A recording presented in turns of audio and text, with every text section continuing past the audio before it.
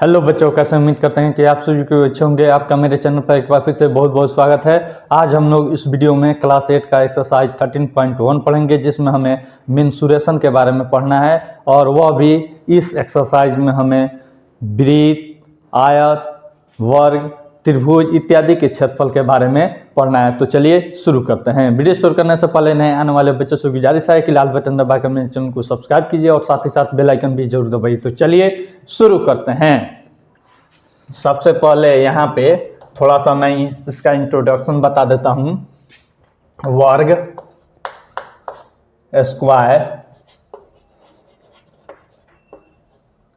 Square जो होता है इसका मैं थोड़ा सा TLM लेकर आया हूँ, जिसे हिंदी में यहाँ पे गणितीय कोना कहा जाता है। देखिए हमारे हाथ में है, यह मैथमेटिकल टूल है। देखिए इसमें दिया है वर्ग, देख सकते हैं, आपको दिखाई दे रहा होगा।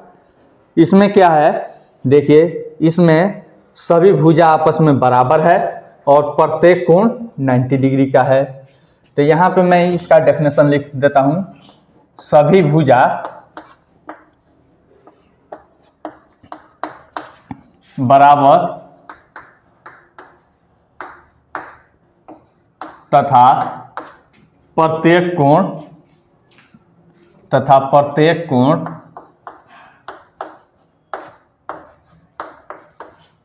90 डिग्री का होता है, 90 डिग्री होता है। फिर उसके बाद यहाँ पे भुजा की संख्या इसमें कितना हो जाएगी, 4। कोण बराबर 4। थोड़ा सा मैं इसका फिगर बना देता हूं।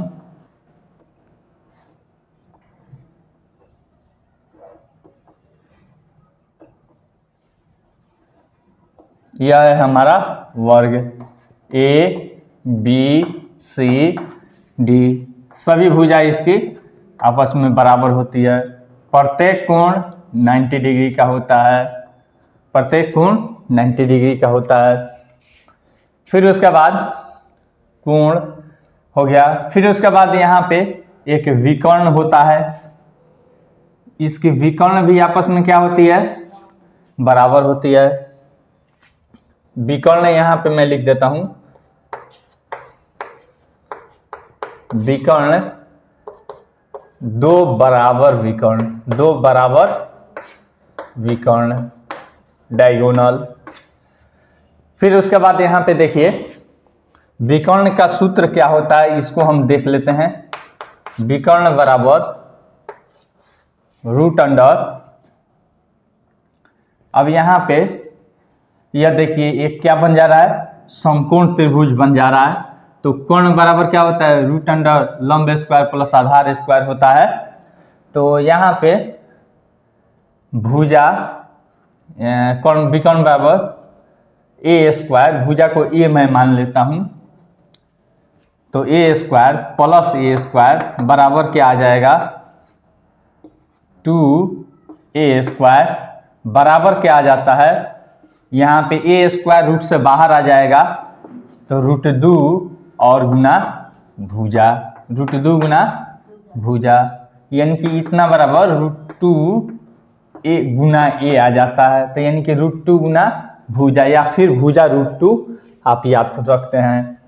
फिर उसके बाद इसका क्षेत्रफल आता है, वर्ग का क्षेत्रफल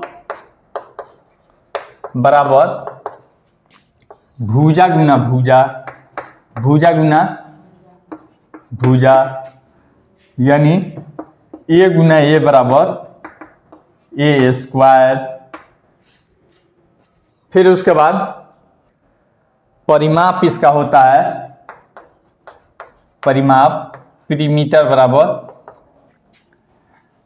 परिमाप का अर्थ होता है एक घेरा, एक चक्कर। तो यहां से मान लीजिए ऐसे चला ऐसे चला ऐसे चला ऐसे चला, यानी कि 4 भुजा चला तो उस भुजा की लंबाई का योग। तो 4 गुना 1 भुजा होता है, ठीक ना। बस इसमें यही आपको सूत्र का प्रयोग करना है। फिर अगला आता है हमारा आयत, रेक्टेंगल।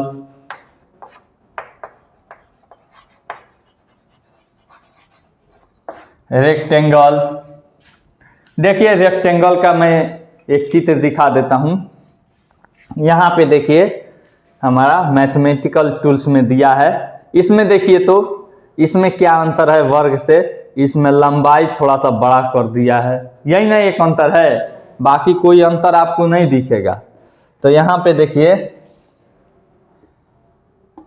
लंबाई और चौड़ाई अलग अलग होते हैं, नहीं अलग अलग होते हैं तथा प्रत्येक कोण, यह समांतर चतुर्भुज भी है तथा प्रत्येक कोण, यह मैं इसका डेफिनेशन नहीं लिख रहा हूं, इसके बारे में लिख रहा हूं। डेफिनेशन अगर आपको लिखना होगा तो कहिएगा वैसा समांतर चतुर्भुज जिसका प्रत्येक कोण 90 डिग्री होता है। बस समांतर चतुर्भुज आप बोल दिए तो इसका अर्थ हो गया कि आमने सामने की भुजा बराबर तथा समांतर, ठीक ना। लंबाई और चौड़ाई ना, यहाँ पे चौड़ाई छोड़ दिए, लंबाई और चौड़ाई अलग अलग होते हैं तथा प्रत्येक कोण 90 डिग्री का होता है। एग्जाम्पल सबसे पहले इसका फिगर देख लीजिए।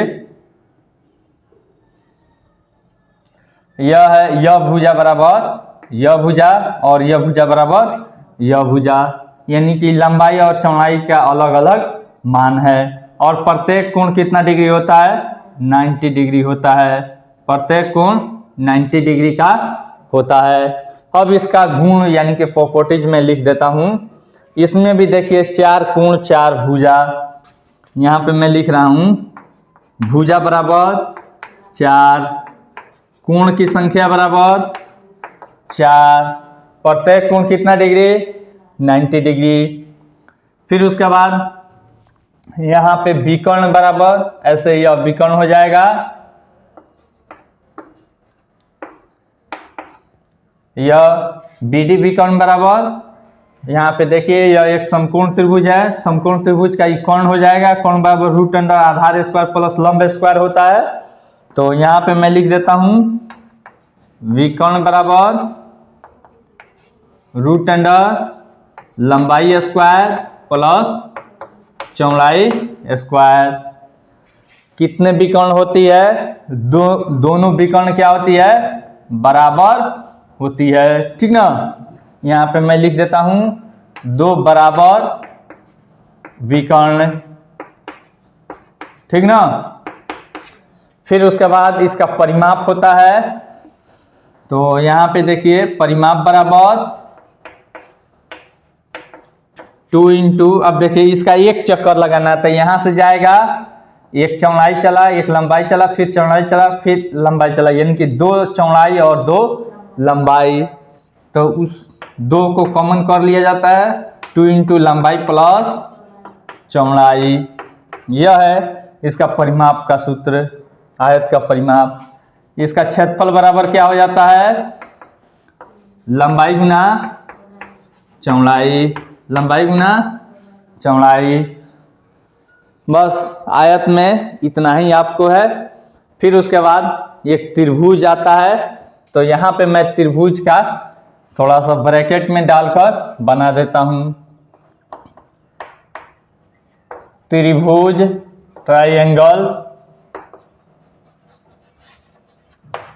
ट्राइएंगल देखिए क्या होता है, ऐसे होता है ए बी सी, यह है हमारा त्रिभुज। थोड़ा सा मैं आपको दिखा भी देता हूं, हमारे पास मैथमेटिकल टूल में दिया है। देखिए यहाँ पे आपको दिख रहा होगा, सबसे पहले तीनों का मैं यहाँ पे रख कर आपको दिखा रहा हूं, आपको दिख रहा है। देखिए इसमें और इस दोनों में देखिए, तो इसमें क्या है, तीनों भुजा आपस में बराबर है, तो अतः इसको कहते हैं समबाहु त्रिभुज। इसमें देखिए यह है हमारा समद्विबाहु ठीक ना। यहाँ पे य और य भुजा बराबर है, य भुजा बराबर नहीं है, अतः इसको कहते हैं समद्विबाहु बाहु, ठीक ना। और फिर यहाँ पे यह है विषम बाहु, इसकी तीनों भुजा में से कोई भी भुजा आपस में बराबर नहीं है, तो अतः इसको कहते हैं विषम बाहु त्रिभुज, ठीक ना। तो इस तरह से भुजा के आधार पर 3 प्रकार के त्रिभुज होते हैं, कोण के भी आधार पर 3 प्रकार के त्रिभुज होते हैं, ठीक ना। तो यहाँ पे त्रिभुज के बारे में हमको मेंसुरेशन में पढ़ना है। परिमाप बराबर, पहले क्षेत्रफल लिख देते हैं। क्षेत्रफल बराबर क्या होता है, 1/2 गुना आधार और गुना संगत शीर्ष लंब। मान लीजिए यह आप आधार लीजिएगा तो इसी पर का लंब लिया जाता है, इसी पर का शीर्ष लंब लिया जाता है। तो यहाँ पे मैं लिख देता हूं संगत शीर्ष लंब, संगत शीर्ष लंब, ठीक ना। तो इस तरह से इसका क्षेत्रफल होता है।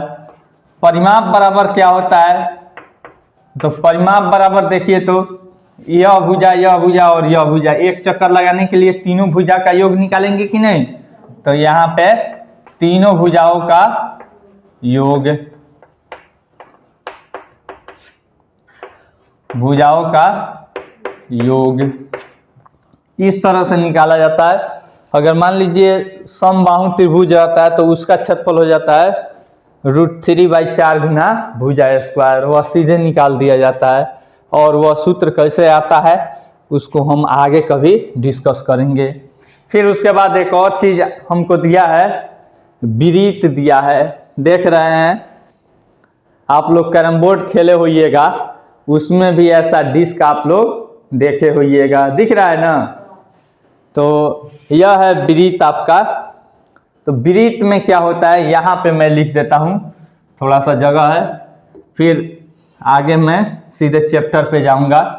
वृत्त, सर्कल, सर्कल यह क्या होता है, यहाँ से देखिए ऐसे रहता है, यहाँ पे बीच में केंद्र होता है, केंद्र से यह सभी समान दूरी पर बिंदुओं का समूह रहता है, एक घेरा रहता है। तो यहाँ पे परिधि बराबर क्या होता है, परिधि बराबर होता है 2πr, पाई बराबर होता है 22/7 या फिर 3.14 लिया जाता है, ठीक ना। एग्जैक्ट वह वैल्यू नहीं होता है, उसका अप्रोक्सीमेट वैल्यू होता है पाई का 22/7 या 3.14। फिर यहाँ पे क्षेत्रफल बराबर क्या होता है वृत्त का, πr²। अब r क्या है, यहाँ से यहाँ तक की दूरी r कहलाता है, ठीक ना। केंद्र से वृत्त के परिधि के बीच की दूरी को क्या कहते हैं हम, r यानी कि त्रिज्या कहते हैं। क्या कहते हैं, त्रिज्या। और यहाँ से ऐसे जाती हुई ऐसे जाएगी, मान लीजिए ऐसे जा रही है केंद्र से, तो यहाँ पे AB बराबर क्या हो जाएगी हमारी, व्यास हो जाएगी। क्या हो जाएगी, इसको D से सूचित करते हैं, व्यास D से सूचित करते हैं। कोई दिक्कत, चलिए इसको उतार लीजिए। उसके बाद अब हम सीधे एक्सरसाइज को बनाएंगे और उसे देखेंगे।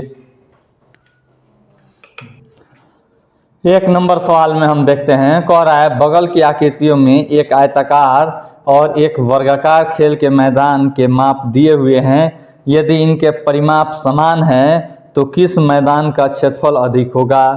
तो देखिए यहाँ पे वर्ग बना दिया है।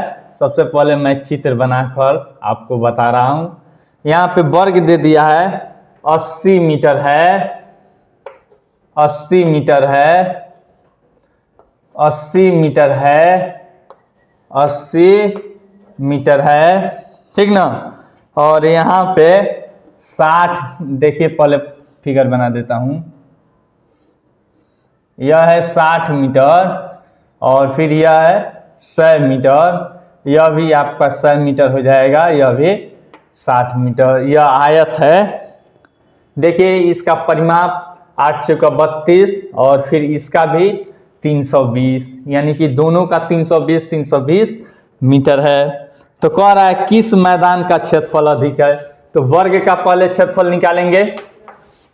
वर्ग का क्षेत्रफल बराबर भुजा स्क्वायर, ठीक ना, भुजा स्क्वायर। तो 80 का स्क्वायर करेंगे तो 8 हटाएं 64, 100 मीटर स्क्वायर। क्षेत्रफल हमेशा मीटर स्क्वायर में होता है। अब देखिए आयत का क्षेत्रफल, आयत का क्षेत्रफल बराबर लंबाई गुना चौड़ाई।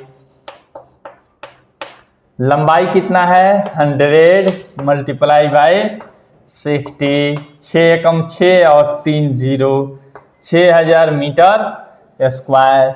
अब बताइए कि किसका क्षेत्रफल अधिक है। तो वर्ग का देखिए 6400 मीटर स्क्वायर आया है और आयत का 6000 मीटर स्क्वायर है। तो किसका अधिक है, किस मैदान का क्षेत्रफल अधिक होगा बताइए, वर्ग का। तो लिख देंगे वर्ग का क्षेत्रफल अधिक होगा, ठीक ना, आंसर। फिर उसके बाद अगला सवाल देखते हैं। 2 नंबर में हमको दिया है, 2 नंबर क्या सवाल दिया है। विमला के पास एक आयताकार प्लॉट है जैसा कि चित्र में दिखाया गया है। वह प्लॉट के बीच में एक वर्गाकार घर बनाना चाहती है।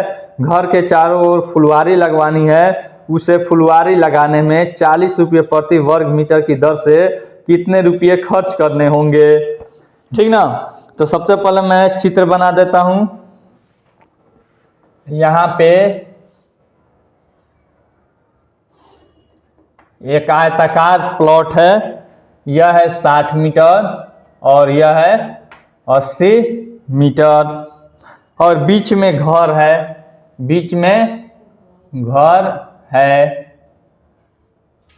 वर्गाकार घर बनाना है। इसका भुजा है 40 मीटर, ठीक ना। तो यहाँ पे घर है, तो कह रहा है कि यहाँ पे फुलवारी लगाना है, इस सब जगह पर फुलवारी लगाना है। खर्च क्या है 40 रुपये पर मीटर स्क्वायर है, यानी प्रति वर्ग मीटर की दर से। तो यहाँ पे फुलवारी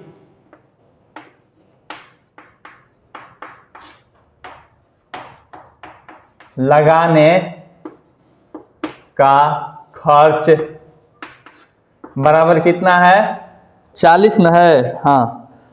तो फुलवारी लगाने का ऐसे दिया, फुलवारी लगाने का खर्च 40 रुपया पर मीटर स्क्वायर दिया है नहीं। तो अब हमें खर्चा निकालना है। तो क्या करेंगे देखिए, यह इसी क्षेत्रफलवा में ना फुलवारी लगेगा, आकि घरवा के बिचवा में फुलवारी लग जाएगा। घर को छोड़कर जितना क्षेत्र है उस पर फुलवारी लगेगा। तो सबसे पहले इसका हम क्षेत्रफल निकालेंगे और तब उसको 40 से मल्टीप्लाई कर देंगे, या एक ही नियम पे भी बना लेंगे। तो देखिए यहाँ पे सबसे पहले घर छोड़कर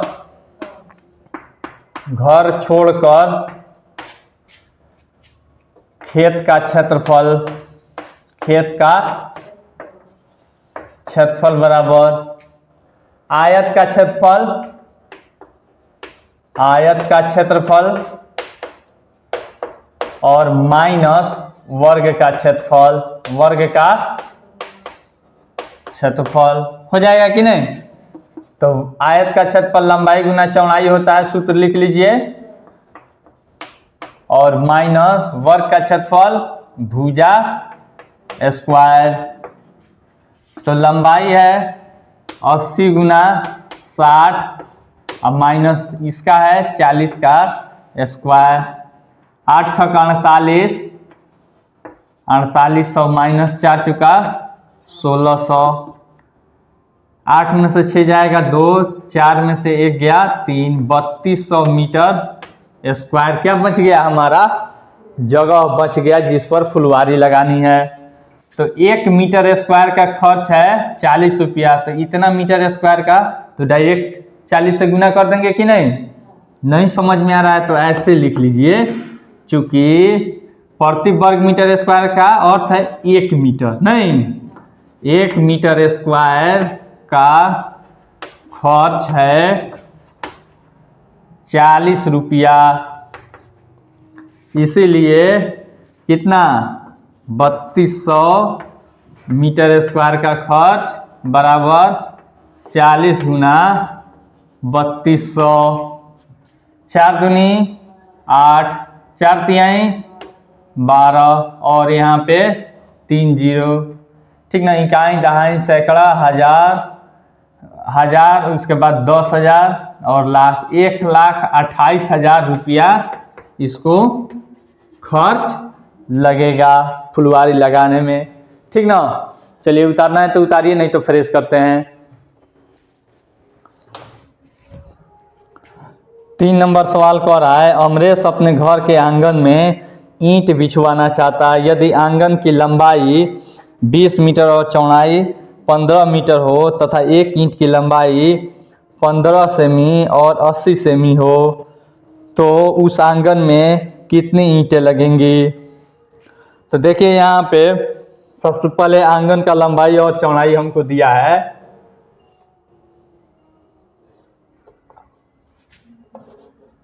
बीस मीटर और 15 मीटर, ठीक ना। और एक छोटा सा ईंट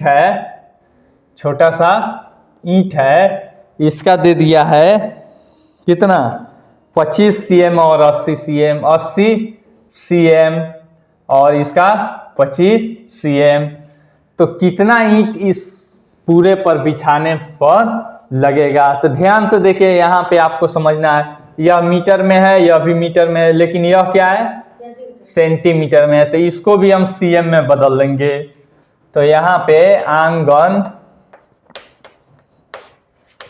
की लंबाई 20 मीटर है तो बराबर मीटर को सीएम में बदलने के लिए 20 गुना 1 पे 2 जीरो यानी कि 2000 सीएम। और फिर यहाँ पे चौड़ाई बराबर, दिख रहा है फ्रेश कि नहीं दिख रहा है, चौड़ाई बराबर 15 मीटर बराबर 15 गुना 100। देख लीजिए मीटर से मिली सेंटी डेसी मीटर, ठीक ना। तो यानी कि सेंटी के बाद डेसी और मीटर दूसरे स्थान पे आ रहा है, तो 1 पे 2 जीरो तो 1500 सीएम हो जाएगा। कोई दिक्कत। अब देखिए यहाँ पे ईंट की संख्या बराबर, ईंट हो या कुछ भी हो, तो ईंट की या टाइल हो, ईंट की संख्या बराबर यहाँ पे आंगन का क्षेत्रफल, ईंट की संख्या पूछे फिर उसके बाद टाइल्स की संख्या पूछे या कुछ भी, तो आप क्या कीजिएगा पहले आंगन का क्षेत्रफल या फिर जो भी प्लॉट हो उसका क्षेत्रफल अब बट्टा एक ईंट का क्षेत्रफल, आंगन का क्षेत्रफल और बाय एक ईंट का क्षेत्रफल, एक ईंट का क्षेत्रफल। देखिए यहाँ पे आंगन का क्षेत्रफल कितना है, लंबाई गुना चौड़ाई आयताकार है तो 2000 मल्टीप्लाई बाय 1500 बाई इसका कितना है 80 गुना 25, 80 गुना 25। तो देखिए तो यहाँ पे एक जीरो से एक जीरो काट दीजिए और ये डायरेक्ट 8 से काट दें, नहीं समझ में आएगा तो देखिए 2 से काटिए या फिर 4 से ही काट लीजिए, 4 दूनी 8, फिर यहाँ पे 4 पचे 20 और 1 जीरो, फिर 2 से कट जाएगा या फिर 25 दूनी 50 और 2 से 2 कट जाएगा। कोई दिक्कत। बचा कितना 1500 ईंट, 1500 ईंट आंसर। कोई दिक्कत। इस तरह से आप बना सकते हैं। अगला क्वेश्चन देखिए 4 नंबर में दिया है, 4 नंबर क्वेश्चन दिया है यहाँ पे एक त्रिभुजाकार खेत का क्षेत्रफल 600 वर्ग मीटर तथा ऊंचाई 60 मीटर है तो उस खेत का आधार ज्ञात कीजिए। तो सबसे पहले हम रफ फिगर बना लेंगे, एक रफ फिगर बना लेंगे। यह हो गया हमारा त्रिभुजाकार खेत और इसका क्षेत्रफल कितना दे दिया है, दे दिया है हमको 600 मीटर स्क्वायर लिखिए, या फिर वर्ग मीटर हिंदी में लिखना है तो लिखिए। ऊंचाई कितना दिया है 60 मीटर, तो ऊंचाई जो है तो संगत शीर्षलंब नहीं, यह है आपका यहां से यहां तक कितना 60 मीटर, कितना दिया है 60 मीटर। तो इसका आधार पूछ रहा है, यह वाला वैल्यू पूछ रहा है, ठीक ना, यह वाला वैल्यू हमसे पूछ रहा है। तो देखिए सबसे पहले हम लिखेंगे त्रिभुज का क्षेत्रफल, त्रिभुज का क्षेत्रफल बराबर क्या सूत्र होता है उसको लिखेंगे 1/2 गुना आधार और गुना शीर्षलंब, या फिर ऊंचाई ही दिया है तो ऊंचाई ही लिख लीजिए, ठीक ना। तो त्रिभुज का क्षेत्रफल हमको दे दिया है 600 बराबर 1/2 गुना आधार हमको मालूम नहीं है तो आधार ही हम रहने देते हैं, गुना ऊंचाई हमको दिया है तो 60, 2 से कट जाएगा 30 मत में, कोई दिक्कत नहीं, समझ में आ रहा है, 2 से ऊपर नहीं कटेगा। देखिए 600 बराबर आधार गुना 30, अब देखिए गुना में इधर आएगा तो भाग में 600/30 बराबर आधार। तो देखिए यहाँ पे 1 0 से 1 0 3 दूनी 6 यानी 20, तो आधार बराबर आपका हो जाएगा 20 मीटर आंसर, ठीक ना। यह x के जगह पर हमारा कितना हो जाएगा 20 मीटर। चलिए यह आपका आंसर हो गया। फिर 5 नंबर सवाल कह रहा है कि यहाँ पे थोड़ा सा हमको मिटाना पड़ेगा, उतारना है तो उतार लीजिए, नहीं तो फ्रेश करते हैं। 5 नंबर सवाल कह रहा है एक धावक को कम से कम दूरी तय करने के लिए निम्न में से किस आकृति पर चक्कर लगाना चाहिए।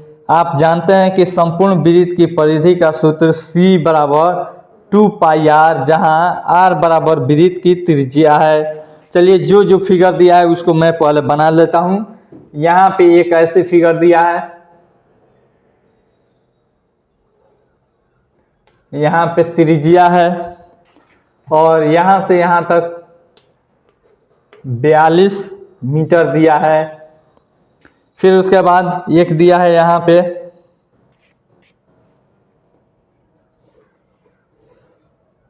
थोड़ा सा और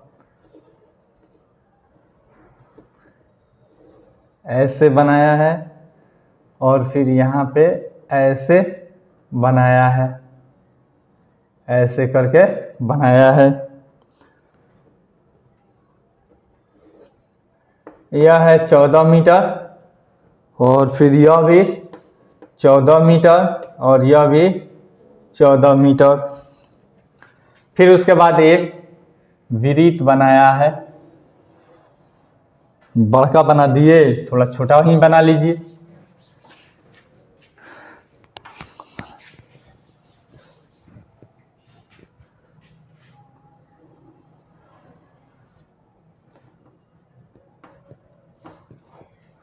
और यहाँ पे 14 मीटर।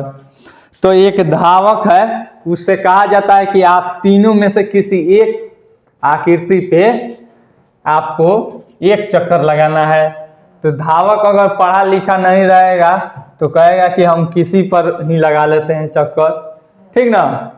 तो अगर पढ़ा लिखा होगा तो कैलकुलेशन करेगा, देखेगा इसका परिमाप निकाल कर, तो इसका परिमाप 2πr होता है, नहीं परिमाप, या फिर इसका पूरा वृत्त है तो परिधि हम लिखेंगे, परिधि बराबर 2πr। तो 2 गुना 22/7 गुना r के जगह पर 14, 7 दूनी 14, 22 दूनी 44 और गुना 2 बराबर 88 मीटर हो गया। इसका हम निकालते हैं तो देखिए तो ये अर्ध और जो अर्ध हमारा वृत्त है तो यहाँ पे अर्ध परिधि हो जाएगा और प्लस ई 42 मीटर। नहीं, यहाँ पे देखिए व्यास 42 मीटर है तो इसका त्रिज्या हम निकालेंगे तो r बराबर d/2 होता है तो 42/2 बराबर 21 मीटर। 21 मीटर। अभी देखिए यहाँ पे इसका परिधि बराबर या परिमाप यहाँ पे लिखेंगे, पूरा वृत्त नहीं है तो परिमाप लिखा जाता है, बराबर 2πr होता है। नहीं तो वो आधा है तो 2πr और बट्टा 2 कर देंगे तो ये आधा वाला हो जाएगा। आप प्लस डी यानी कि व्यास। तो देखिए तो यहाँ पे 2 से 2 कट जाएगा, ये बच गया पाई का वैल्यू 22/7 गुना आर का वैल्यू कितना निकाले हैं 21 और प्लस डी का वैल्यू हमारा 42 दे दिया है। 7 तिरका 21, 22 तिया क्या हो जाएगा 66 प्लस 42 तो 6 2 8 और 4 6 10 108 मीटर। इस पे यह चलेगा तो 108 मीटर। अब इस पे हम देखते हैं, इस पे हम इसको चलाते हैं, देखते हैं कितना दूरी तय करता है। तो यहाँ पे देखिए इस आर्क का लंबाई हम ज्ञात करेंगे तो यहाँ पे चाप बराबर सूत्र होता है θ/360 डिग्री गुना 2πr, ठीक ना। तो अब यहाँ पे थीटा यानी कि कोण भी नहीं दिया है तो देखिए आप पढ़े हैं, यहाँ पे देखिए इस समबाहु त्रिभुज है 14 मीटर 14 मीटर 14 मीटर। समबाहु त्रिभुज का प्रत्येक कोण कितना डिग्री होता है 60 डिग्री। तो 60/360 और गुना 2 गुना 22/7 और गुना 14, आर है हमारा 14, 7 दूनी 14 और 6 छक 36 बराबर 1/6 और गुना 2 दूनी 4 और गुना 22। देखिए 2 से कट जाएगा 2 3 6 और 2 दूनी 4 तो बराबर आ गया 22 दूनी 44 बाई 3 मीटर। इसको अगर आप दशमलव में बदलना चाहते हैं तो दशमलव में बदल लीजिए। तो यहाँ पे देखिए तो 3 एकम 3 बचा कितना 14, एक बचा तो और 4 उठता तो 14 नहीं हो जाएगा, 3 चौका 12, फिर बचा 2 तो 3 छक 18, इतना मीटर, ठीक ना। अब फिर यहाँ पे देखिए यह इसका वैल्यू केवल निकला है 14.66 मीटर, केवल इसका वैल्यू निकला है। अब इसको पूरा ऐसे जाना है, ऐसे जाना है, ऐसे आ जाना है तो क्या होगा यह लंबाई प्लस यह लंबाई, यह लंबाई नहीं। तो यहाँ पे मैं लिखूंगा परिमाप बराबर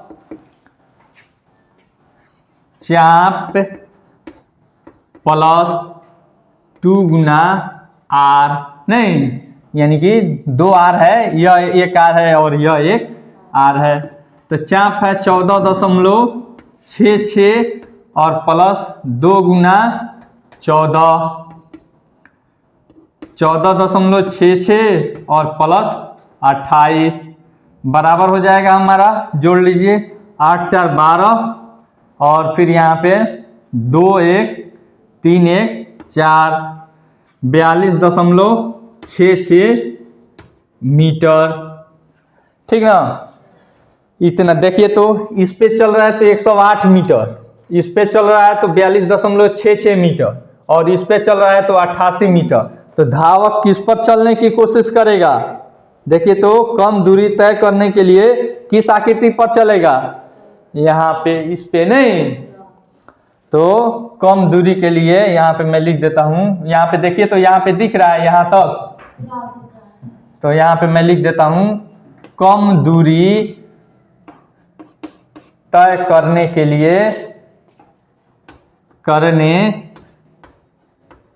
लिए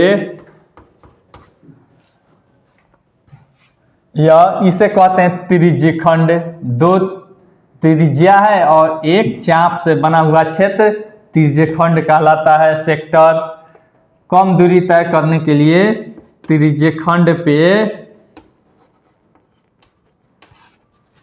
त्रिज्यखंड पर चलेगा, ठीक ना, आंसर।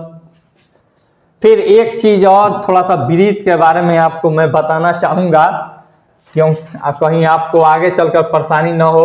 यहाँ पे इसका नामांकन थोड़ा सा देख लीजिए। यह है हमारा वृत्त, यह है हमारा वृत्त। इसे और यहाँ है बीच वाले ठीक बिंदु को हम कहते हैं केंद्र। यह हो गया हमारा केंद्र। फिर उसके बाद इस पूरे एक चक्कर को हम क्या कहते हैं? परिधि कहते हैं। क्या कहते हैं? परिधि। इसे सरकमफ्रेंस कहते हैं, ठीक ना। फिर उसके बाद यहाँ पे देखिए, यह जो है, यह मान लीजिए यहाँ पे ए बिंदु है और यहाँ पे बी बिंदु है। इस दोनों बिंदुओं को कोई सरल रेखाखंड मिलाती है तो इसको हम कहते हैं जीवा। क्या कहते हैं?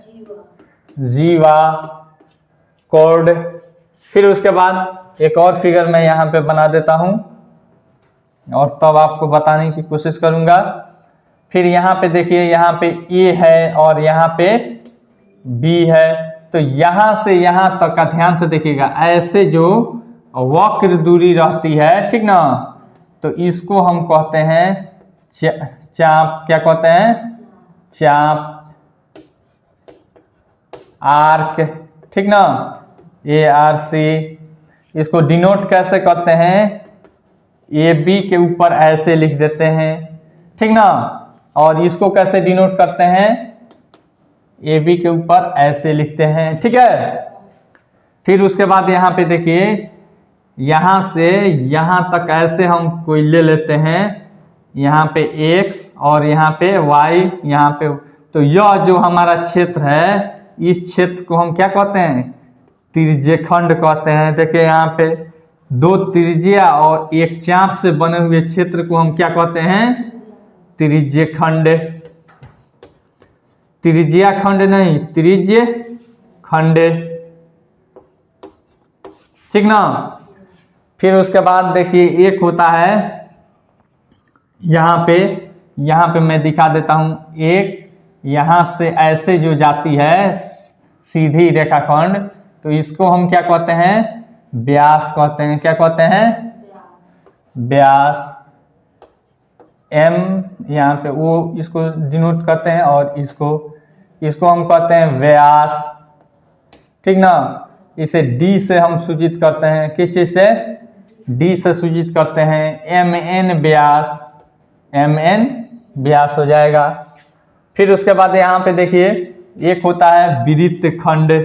यहाँ पे यह हमारा केंद्र है और यहाँ पे कोई जीवा खींच देते हैं, AB। तो यह देखिए, इसको हम क्या कहते हैं?